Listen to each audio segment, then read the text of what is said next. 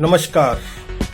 Hindi headline में आपका स्वागत है। मैं सुभाष राज। ये भारत है और इसे सदियों से लूटा जा रहा है। पहले तलवार और बंदूक के दम पर इसकी समृद्धि पर हमले किए जाते थे और अब दवा नामक हथियार से इसकी गरीब जनता की जेब पर डाका डाला जा रहा है। ये हथियार मौत के मुंह पर खड़े मरीजों के परिजनों की गाढ़ी कमाई को उनकी जेब से इस खूबसूरती से लूट लेता है। मरीज और उसके परिवार को पता तक नहीं चल पाता कि उसे लूट लिया गया है। डकैतों के इस गिरोह को फार्मा कंपनियां चलाती हैं और उन्होंने भारत के अफसरों को अपने गैंग में शामिल कर लिया है। ये अफसर फार्मा कंपनियों से हर साल अरबों की घूस खाते हैं और चापलूसी पसंद नेताओं को रिश्वत राशि का एक हिस्सा देकर फाइलों पर मनमाने निर्णय करवा लेते हैं। इसी का परिणाम है कि भारत के गरीबों को 2 रुपए की जेनरिक दवा 1000 गुना अधिक कीमत पर बाजार से खरीदनी पड़ती है। आप ये जानकर हैरान रह जाएंगे कि दवाओं की कीमत कम रखने के उद्देश्य से दवा बाजार में जिस जेनरिक फॉर्म को बाजार में उतारा गया उसे फार्मा कंपनियों ने बिल्कुल निष्प्रभावी कर दिया है। कंपनियों ने जेनरिक दवाओं के जरिए भारत के गरीबों को मिलने वाली आर्थिक राहत को निगल लिया है। अब मरीजों को जेनरिक दवाएं ब्रांडेड दवाओं के बराबर कीमत पर खरीदनी होती है। शायद आप इस कहानी पर तब तक यकीन नहीं करेंगे जब तक कि आपको कहानी के प्रत्येक पात्र से रूबरू नहीं कराया जाएगा। भारत सरकार ने जैसे ही देश में दवा बिक्री और सप्लाई के नियम कायदे बनाए, ब्रांडेड दवाएं बेचने वाली बहुराष्ट्रीय और भारत की बड़ी फार्मा कंपनियों ने डॉक्टरों के घर नकद और उपहारों से भर दिए। बदले में डॉक्टरों ने अपने पास आने वाले मरीजों और उनके परिजनों को ये कहकर डराना शुरू कर दिया कि अगर जल्दी ठीक होना है तो दवाएं ब्रांडेड कंपनियों की लाएं, क्योंकि जेनरिक दवाओं से रोग ठीक होने में बहुत अधिक समय लगेगा। इसके बावजूद जेनरिक दवाओं की बिक्री नहीं थमी तो अधिकांश डॉक्टरों ने मरीजों से खरीद के बाद दवाओं को अपने पास मंगाकर चेक कराना शुरू कर दिया। इस प्रक्रिया से जेनरिक दवाओं की बिक्री गिरी तो चिंतित भारत सरकार ने जनौषधि केंद्र खोल दिए। इन केंद्रों के जरिए जेनरिक दवाओं ने फिर बाजार पकड़ा तो फार्मा कंपनियों को समझ आ गया कि ये भारत है और यहाँ के गरीब सस्ती दवाओं के खिलाफ कुप्रचार के बावजूद उन्हें खरीदते रहेंगे और एक दिन ऐसा आएगा कि उनकी बनाई दवाएं सिर्फ अमीर ही खरीदेंगे और वे बाजार से आउट हो जाएंगी। हालात को देखते हुए दवा कंपनियों ने अपनी रणनीति बदल ली। दवा कंपनियों ने केंद्रीय पेट्रो रसायन मंत्रालय में जाल बिछाया और ये कहते हुए जेनरिक दवाएं बनाने की अनुमति हासिल कर ली कि छोटी छोटी कंपनियां दवाएं बनाते समय क्वालिटी कंट्रोल नहीं करती। इससे रोगियों को कई तरह के साइड इफेक्ट हो जाते हैं। अगर सरकार ब्रांडेड कंपनियों को जेनरिक दवा बनाने की अनुमति दे देगी तो वे गुणवत्ता नियंत्रण उपायों को कठोरता से लागू करके जेनरिक दवा बनाएंगी। इससे एक तरफ गरीबों को अच्छी गुणवत्ता वाली जेनरिक दवाएं मिलेंगी, दूसरी ओर वे गुणवत्ताहीन दवाएं खाकर होने वाले साइड इफेक्ट से भी बच जाएंगे। कंपनियों ने लॉबिंग करके सरकार को यह यकीन दिला दिया कि वे भारत के गरीबों को गुणवत्ताहीन दवा खाने से होने वाले नुकसान से बचाना चाहती हैं। क्योंकि सरकार में नीतिगत फैसले आईएएस करते हैं, इसलिए उन्होंने कंपनियों की लॉबिंग के आगे घुटने टेक दिए और लगभग 1 दशक पहले फार्मा कंपनियों ने जेनरिक दवा बनाने की परमिशन आखिरकार हासिल कर ली। क्योंकि भारत के आईएएस का लगभग आधा हिस्सा बेहद गरीब माँ बाप की संतान होता है। इसलिए उनमें से कई में मानवता आखिर तक जिंदा रह जाती है।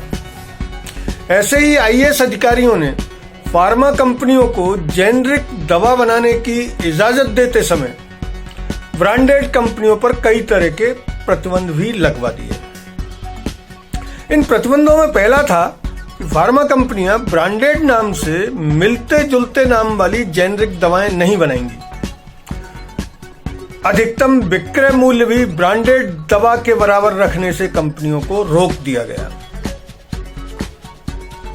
इधर बढ़ती जेनरिक दवा बिक्री से परेशान फार्मा कंपनियों ने शुरुआती दौर में सरकार की इन शर्तों को मान लिया और जेनरिक दवा निर्माण बाजार में पैर जमा रही लघु उद्योग स्तर की कंपनियों को बाजार से बाहर खदेड़ दिया। आकार, संसाधन, रिसर्च, मशीनीकरण के जोर पर ब्रांडेड फार्मा कंपनियों ने जल्द ही छोटी जेनरिक दवा निर्माण इकाइयों को बाजार से बाहर कर दिया। उल्लेखनीय है कि जेनरिक दवाएं बिना किसी पेटेंट के बनाई और वितरित की जाती हैं। यानी जेनरिक दवा के फार्मूलेशन पर पेटेंट हो सकता है किंतु उसकी सामग्री पर पेटेंट नहीं मिलता। जेनरिक दवाइयों की गुणवत्ता ब्रांडेड दवाइयों से कम नहीं होती।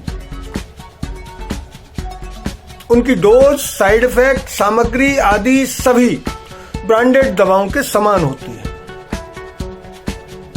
उदाहरण के लिए पुरुषों में इरेक्टाइल डिसफंक्शन इलाज के लिए सिल्डेनफिल नाम की जेनरिक दवा को फाइजर कंपनी वियाग्रा के नाम से पूरी दुनिया में बेचती है और उसकी कीमत हजारों रुपए रखती है। अब दवा बाजार पर फिर से ब्रांडेड कंपनियों का कब्जा होते ही उन्होंने फिर लॉबिंग की और सरकार से डबल साल्ट दवा निर्माण की इजाजत हासिल कर ली। यानी कॉम्बिनेशन आधारित जेनरिक दवा निर्माण की परमिशन ब्रांडेड कंपनियों ने भारत सरकार से फिर हासिल कर ली। केंद्रीय रसायन और उर्वरक मंत्रालय के कुछ अफसरों ने इस बार भी ब्रांडेड कंपनियों की योजना को भांप लिया और उन्होंने ब्रांड नाम से बनाई जाने वाली जेनरिक दवाओं की पहचान के लिए कुछ नियम लागू करवा दिए। इसके लिए ब्रांडेड दवा की पैकिंग पर दवा के घटक यानी कंटेंट की छपाई का फॉन्ट साइज 6 और ब्रांड नाम से बनाई जाने वाली जेनरिक दवा के कंटेंट की छपाई का फॉन्ट साइज 9 निर्धारित कर दिया। इस बीच बाजार में ब्रांडेड फार्मा कंपनियों का राज स्थापित हो चुका था। उन्होंने दोनों हाथों से गरीबों को लूटना शुरू कर दिया, लेकिन कंपनियों का इससे भी पेट नहीं भरा और उन्होंने सरकार के अफसरों को मोटी घूस खिलाकर दवा के घटक यानी कंटेंट छपाई के फॉन्ट साइज का नियम भी खत्म करवा दिया। भारत में अधिकतम विक्रय मूल्य प्रणाली लागू है और इसी के चलते ब्रांडेड कंपनियों ने कॉम्बिनेशन वाली जेनरिक दवाओं की 20 पैसे की निर्माण लागत को अधिकतम विक्रय मूल्य नियम की आड़ में 200 रुपए तक उनकी कीमत निर्धारित कर ली। आपको बता दें कि भारत में दवा बाजार का नियामक central drug standard control organisation है, लेकिन वह और राज्यों में उसके नियंत्रण में काम करने वाले ड्रग अधिकारियों समेत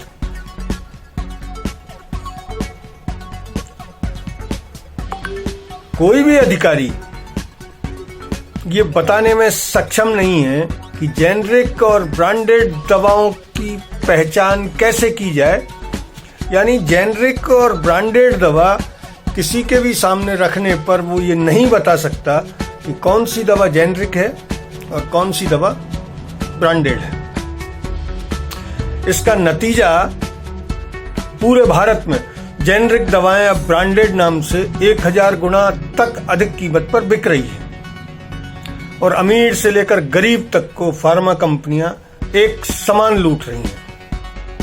हाल ही एक आरटीआई के जवाब में central drug standard control organisation ने कहा है कि उसे ये पता नहीं है कि जेनरिक और ब्रांडेड दवा के बीच अंतर पहचानने का फार्मूला क्या है और दोनों दवाओं की अलग अलग पहचान करने का तरीका क्या है। मजे की बात यह है कि 10 साल पहले तक दवा की कीमत में एक पैसा भी कम नहीं करने वाला दवा बाजार अब दवा खरीदने वालों को 10% तक की छूट भी दे रहा है। इस छूट के रहस्य को जानने की कोशिश करने पर सामने आया कि भारत का प्रत्येक केमिस्ट अब ब्रांडेड नहीं, ब्रांडेड कंपनियों की बनाई हुई जेनरिक दवाएं बेच रहा है। इन दवाओं की वास्तविक कीमत 1 से 10 रुपए तक होती है और उन्हें 100 से हजारों रुपए में बेचा जा रहा है। वर्ष 2022 में जयपुर में एक पेशेंट ने सीकेएस अस्पताल की दवा की दुकान से कॉलिस्टिन एंटीबायोटिक इंजेक्शन 4,756 रुपए का खरीदा और दूसरे दिन इसी इंजेक्शन के 3 पीस जयपुर की फिल्म कॉलोनी स्थित होलसेल दवा बाजार से मात्र 1,681 रुपए में खरीदे। इस उदाहरण से आप अंदाजा लगा सकते हैं कि भारत को मुगलों और अंग्रेजों ने भी इतना नहीं लूटा जितना फार्मा कंपनियां सरकार की मिलीभगत से लूट रही हैं। अगर ये वीडियो आपको पसंद आया तो इसे लाइक करें, शेयर करें और सब्सक्राइब करें। धन्यवाद। जय हिंद।